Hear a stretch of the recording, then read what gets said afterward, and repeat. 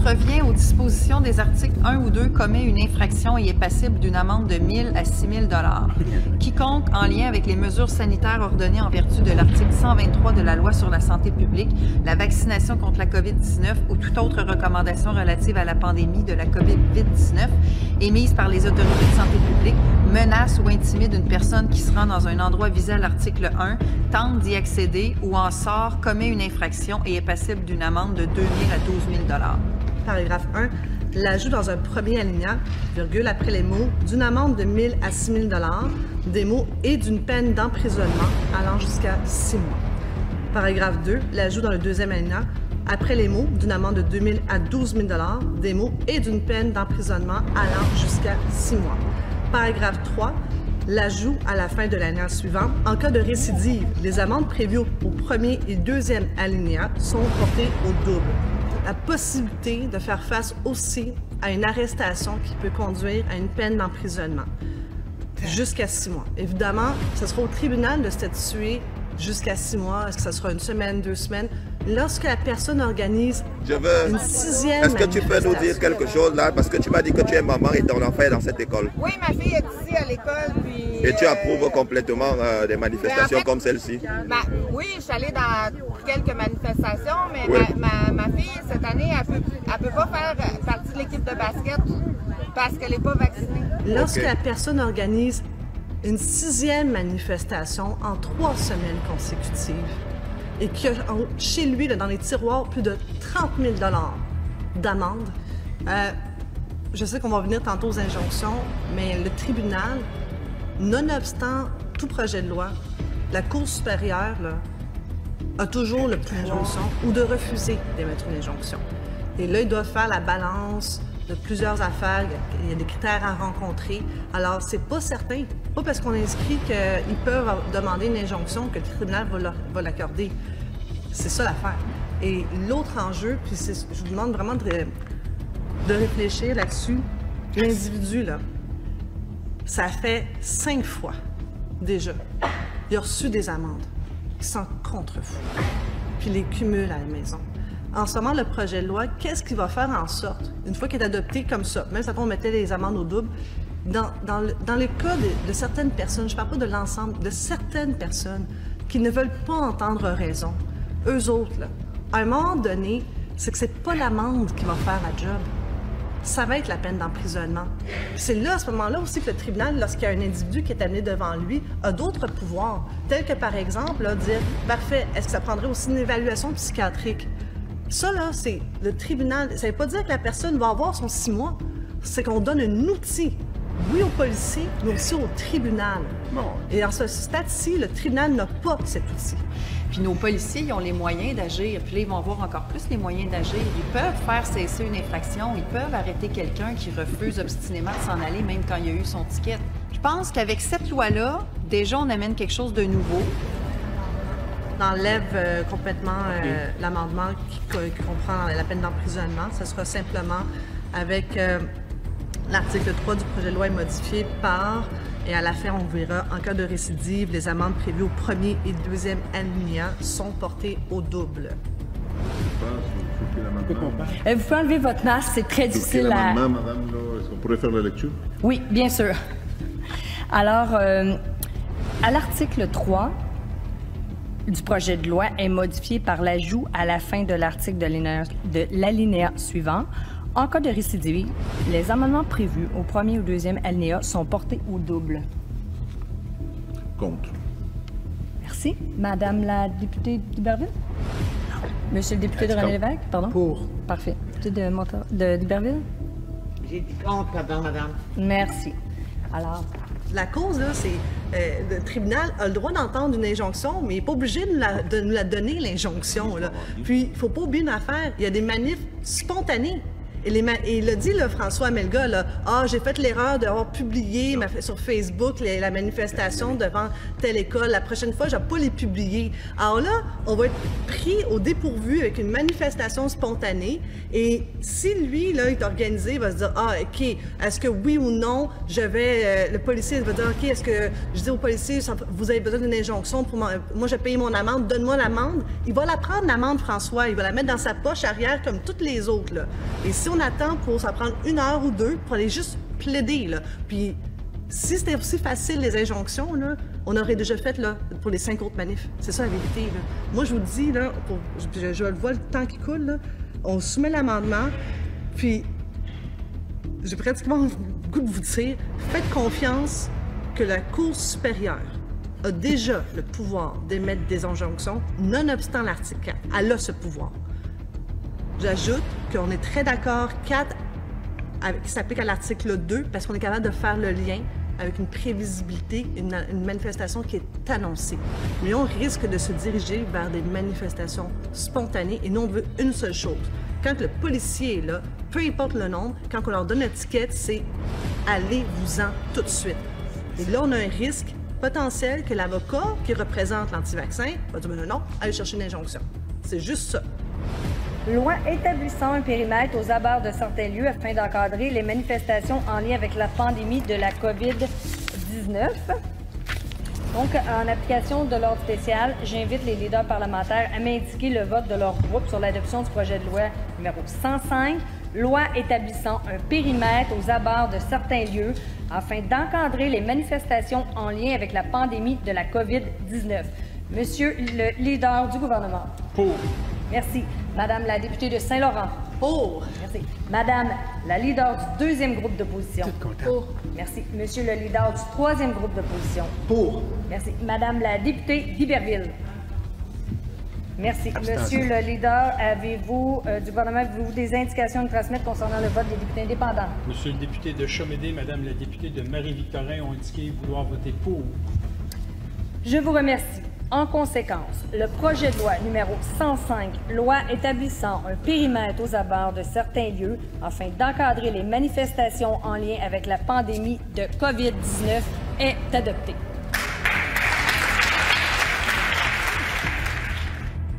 Bonsoir. Alors, le projet de loi pour contrer les manifestations anti-vaccins, anti-mesures sanitaires est adopté. Et j'ai jamais été aussi fière d'être députée de l'Assemblée nationale du Québec qu'aujourd'hui. Rapidement, on a mis la balle en jeu en proposant un projet de loi qui a été soumis au gouvernement. Pourquoi qu'on l'a fait? C'est parce que ça faisait 3 semaines consécutives qu'il y avait des manifestations aux abords des écoles primaires et secondaires et que les parents nous écrivaient et disaient « Aidez-nous avant qu'on perde patience ». Et on leur a dit « Faites-nous confiance, on est capable d'adopter de façon démocratique un projet de loi. » Et c'est ce que nous avons fait aujourd'hui, pas par décret. Non. On a voté. On a été capable d'ajouter des amendements pour notamment aussi ajouter que les manifestations ne pourront pas se dérouler devant les centres de formation professionnels et les centres de formation aux adultes. C'était une demande qui émanait du réseau scolaire, mais aussi de ma collègue, la députée de Mille-Îles, et on a ajouté au niveau collégial parce qu'il y a plusieurs mineurs au niveau collégial et ma collègue, la députée de Marguerite-Bourgeois, Hélène David, y tenait aussi. Un immense merci à vous qui êtes sur le terrain au réseau de la santé. Ma collègue Marie Montpetit, la députée de Maurice Richard, voulait s'assurer qu'effectivement, vous qui êtes sur le terrain, vous qui êtes au front pour nous, le réseau de la santé, vous soyez aussi protégés et que vous ne soyez pas les nouvelles cibles de ces manifestations, comme qu'on l'a vu auparavant lorsqu'il y a eu la grande manifestation au mois d'avril près du stade olympique dans un centre de dépistage et de vaccination. Je remercie énormément ces parents qui sont allés devant l'école de façon pacifique protéger leurs enfants. Aujourd'hui, vous pouvez dormir en paix parce que les policiers sont outillés et c'est vraiment un grand jour pour l'Assemblée nationale du Québec parce qu'il aurait suffi qu'une seule personne dise non et que tous nos travaux achoppent. Vous reconnaissez Marois Risky qui est en point de presse là, pour parler justement des menaces de mort dont elle a été la victime et l'objet. Allons-y en direct si vous le voulez. je devais quand même sortir. J'avais une échographie la semaine passée. C'est les réalités d'une femme enceinte. Puis je peux pas non plus faire campagne à partir de chez nous. Vous comprendrez ça.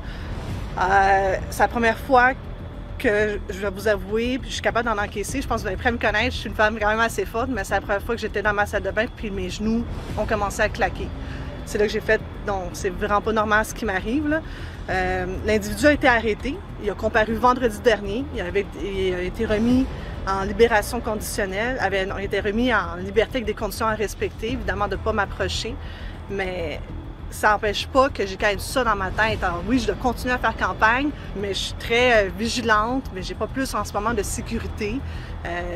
Donc, et c'est pour ça que j'ai demandé au Bureau de l'Assemblée nationale qu'on augmente la sécurité des élus, aussi des candidats, parce qu'il y a quand même, on va se le dire, une certaine tension sociale. Qu'est-ce qu'on sait des motifs de l'individu, Mme Risky? Moi, on m'a dit qu'il était pas mal obsédé là, par rapport à moi. C'est ce qu'on m'a expliqué. Donc, il pourrait peut-être avoir aussi des enjeux de santé mentale. J'ai pas plus de détails, je ne le connais pas personnellement, mais par la suite, on a découvert que cet individu, une fois qu'on a connu son nom, lorsqu'on a pu l'identifier, c'est que pendant plusieurs mois, années, écrivait à mon bureau de comté. Au début, c'était juste bien sympathique, mais dans les 2 dernières semaines, c'est là qu'il est passé à une étape très harcelante. Là. Mais pensez-vous que justement, on n'aurait pas dû le remettre en liberté, dans le sens que le contexte veut que vous êtes en campagne, tout le monde, le contexte est accentué au niveau de la tension? La couronne ainsi que l'enquêteur du SPVM a été très surprise qu'il a été remis en liberté. Le dossier était quand même étoffé. La couronne s'est opposée à sa remise en liberté. Moi-même, j'ai été surprise. Vous auriez aimé qu'il ne soit pas remis en liberté, là? Oui, effectivement. Puis j'aurais aimé, parce qu'il y a aussi une demande pour une évaluation psychiatrique qui a été faite, mais on demande à l'individu d'aller voir son médecin traitant. Donc, je pense qu'ici, moi, j'aurais préféré qu'il y ait d'abord l'évaluation avant qu'il soit remis en liberté.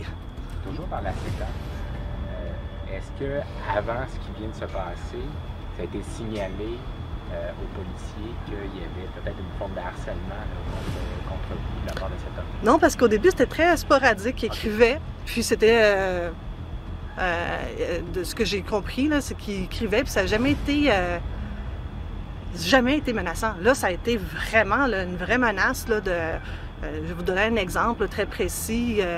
Il nomme le nom de ma rue. Bonjour, appelle au poste de mon quartier, le poste de police de mon quartier. Il nomme le nom de ma rue. Allô, un meurtre a été commis. Le cadavre de Marie Risky est sur telle rue. D'où vient cette tension sociale dans cette école?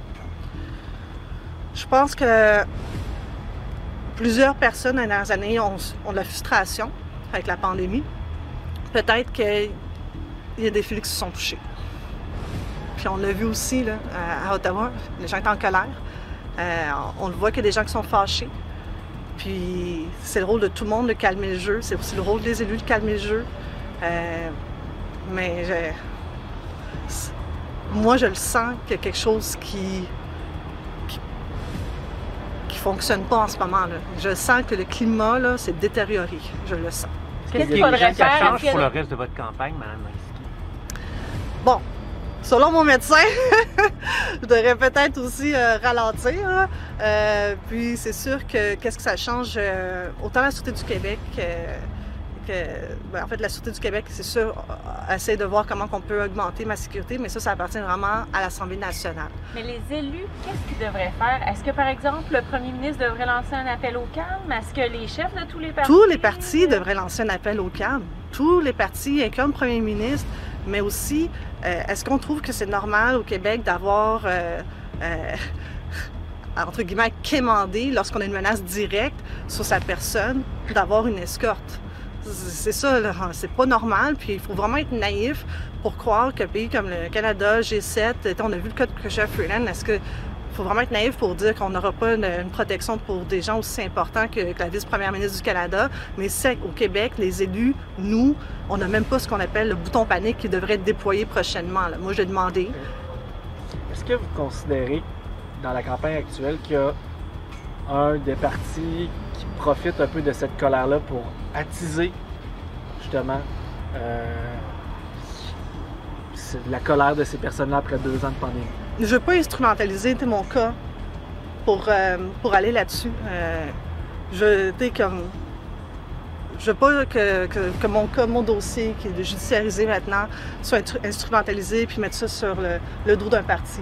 Il y a quelque chose qui se passe au Québec, il faut que tout le monde en soit conscient, puis il faut que tous les partis le disent haut et fort, que c'est tolérance zéro, puis qu'à un moment donné, il va falloir qu'on travaille aussi ensemble pour calmer le jeu. Qu'est-ce que vous faites comme lien avec ce qui s'est passé au bureau de votre collègue de Marquette? Moi, j'en fais pas de lien en ce moment. C'est vraiment la Sûreté du Québec qui a pris le dossier pour voir si oui ou non il y a un lien. Mais en même temps, il y avait des menaces qui avaient été formulées à votre endroit sur la boîte vocale de M. Ciccone, mon collègue, Enrico.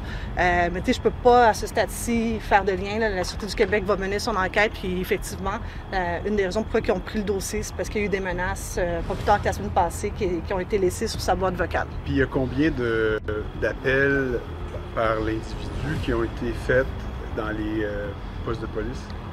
Plusieurs. Je crois de mémoire j'y vais de mémoire le mercredi soir, il avait laissé, il avait fait 2 appels, puis le matin très tôt 3 autres, puis dans la boîte vocale d'Enrico, dans la même matinée, 3 autres messages vocaux. Donc, si on enlève les postes de police, ça veut dire qu'il y a eu des menaces qui ont été formulées sur votre page Facebook, puis sur la boîte vocale de M. Ciccone. Exactement. Est-ce qu'il y a d'autres, juste une petite précision, est-ce que vous êtes au courant que d'autres de vos collègues... C'est vraiment, à ce stade-ci, c'est vraiment été Enrico et moi qui ont été visés par l'individu en question. C'est qui a comparu vendredi dernier. C'est vraiment juste nous deux, puis c'est correct qu'on n'en veut pas plus. Et que répondez-vous à ceux qui pourraient dire, bon, c'est déjà arrivé ça, que les candidats soient comme ça, interpellés, tout ça. Vous avez été candidate il y a 4 ans aussi. Ça vous est arrivé, ça? Ou, Moi, je suis née et j'ai grandi ici. C'est ma 3e campagne électorale. Puis j'ai jamais vu un climat comme ça. Non. On est à Sherbrooke. J'ai vécu une partie de ma vie aussi à Sherbrooke. J'étais étudiante ici, professeure à l'université ici. J'ai pas vu ça non plus ni à Sherbrooke, ni à Montréal. Oui, très franchement, j'ai des gens qui m'arrêtent dans la rue pour me parler. Très grande majorité du temps, les gens sont très courtois. C'est arrivé que les gens m'ont dit « Hey, Marois, telle affaire, j'ai pas aimé », puis me disent de façon polie. Là, ce que je vois, c'est les gens qui sont décomplexés dans leur colère et qui le disent publiquement et qui n'ont aucune gêne pour utiliser des propos complètement déplacés. Je répète, l'individu a appelé un poste de quartier de police pour proférer des menaces. Même l'enquêteur au dossier trouvait ça, c'était la première fois que ça arrivait pour une élue. Qu'est-ce que ça dit sur le climat du débat politique?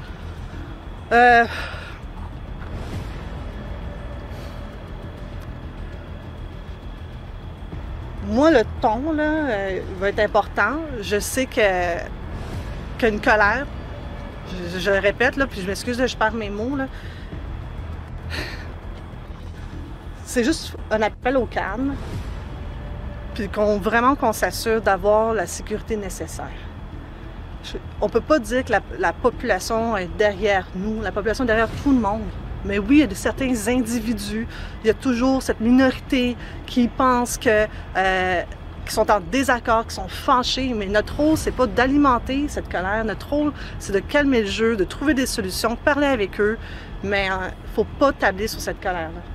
C'est sûr que lorsque l'on voit des manifestations comme le 9 septembre à Louis-Riel, ça vient encore plus nous chercher. Parce qu'à Louis-Riel, ce qui s'est produit, c'est qu'il y a eu le dessin d'une jeune fille et que les complotistes en ont profité pour dire que c'était absolument lié au fait qu'elle ait eu un vaccin.